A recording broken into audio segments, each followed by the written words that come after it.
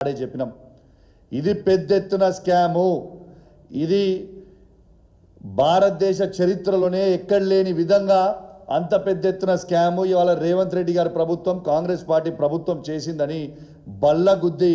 ఆనాడు చెప్పడం జరిగింది ఈనాడు ఇవాళ మేము ఏదైతే చెప్పినామో ఇవాళ న్యాయస్థానం కూడా అదే విధంగా ఇవాళ తీర్పు కూడా ఇవ్వడం జరిగింది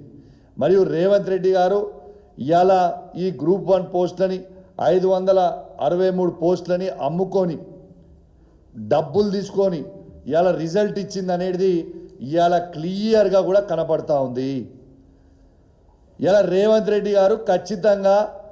యువతకు అందరికీ కూడా ఇవాళ జవాబు చెప్పాల్సిన అవసరం ఉంది మీరు ఏ విధంగా గ్రూప్ 1 పోస్టులను అమ్ముకున్నారు ఖచ్చితంగా రేవంత్ రెడ్డి గారి మీద సిబిఐ కేసు వేయాలని నేను బీజేపీ వాళ్ళని కూడా నేను డిమాండ్ చేస్తూ ఉన్నాను ఇలా ఆనాడు బాగా మాట్లాడిన బండి సంజయ్ గారు ఇలా సిబిఐకి ఇలా తనే హోమ్ మినిస్టర్